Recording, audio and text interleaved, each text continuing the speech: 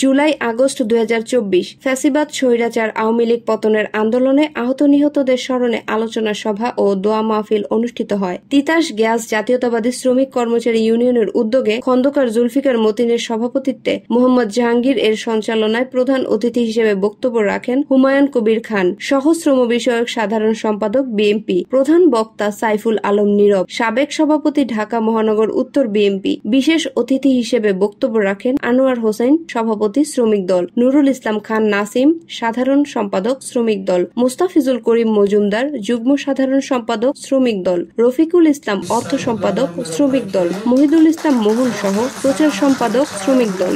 উক্ত সভায় প্রধান অতিথি ও অন্যান্য বক্তারা বক্তব্য রাখেন। প্রধান অতিথির বক্তব্যে তিনি বলেন, এক বছর হয়ে গিয়েছে, আমরা কিন্তু এখনো শহীদদের জুলাই আগস্টের শহীদদের সঠিক তালিকা আমরা এখনো পাইনি। যারা এই জুলাই আগস্টে যারা পঙ্গু হয়েছেন তাদের তালিকা আমরা এখনো পাইনি। যারা আহত হয়েছেন তাদের এখন পর্যন্ত সুস্থ চিকিৎসা করা হয়নি। কিন্তু এই শহীদদের নামে, এই জুলাই আগস্টের নামে বিক্রি করে অনেকে আজকে রাজনীতি করছেন, অনেকে আজকে কোটি কোটি টাকার মালিক হচ্ছেন।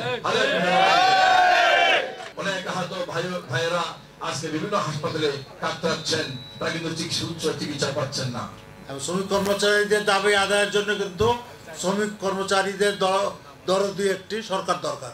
সুতরাং আমাদের দেশে আমাদের নেতা তারেক রহমান লন্ডনে বসে প্রধান উপদেষ্টার সাথে যে আলোচনা করছেন তার ভিত্তিতেই আজকে ফেব্রুয়ারি রমজানের আগে নির্বাচনের তার ঘোষণা করা হয়েছে, তারিখ নির্ধারণ করবে নির্বাচন কমিশন।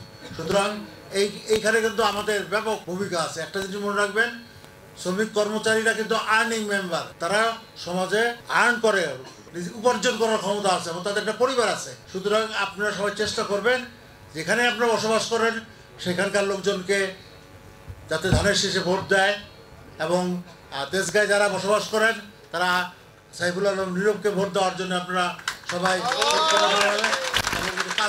আলোচনা সভায় বক্তারা বলেন, শেখ হাসিনার বিচার জনগণের প্রত্যাশা। আওয়ামী লীগ নির্বিচারে মানুষ হত্যা করেছে, তাই তাদের আইনের আওতায় এনে দৃষ্টান্তমূলক শাস্তির দাবি জানাই। 2024 আন্দোলনে যারা রক্ত দিয়ে বাংলার মানুষের অধিকার ফিরিয়ে এনেছেন তাদের ঋণ কোনোদিনও ভুলার নয়। তাই শহীদদের পরিবারের প্রতি আমাদের শ্রদ্ধা। সকল মুক্তিযুদ্ধের সময় থেকে শুরু করে শহীদ প্রেসিডেন্ট জিয়াউর রহমান সহ এদেশের মানুষের অধিকার আদায়ে যারা শহীদ হয়েছেন তাদেরকে আল্লাহ জান্নাতবাসী করুন। জুলাই শহীদদের বিভিন্নভাবে সহযোগিতার দাবি জানিয়ে দোয়া মোনাজাতের মাধ্যমে অনুষ্ঠানের সমাপ্তি ঘোষণা করা হয়।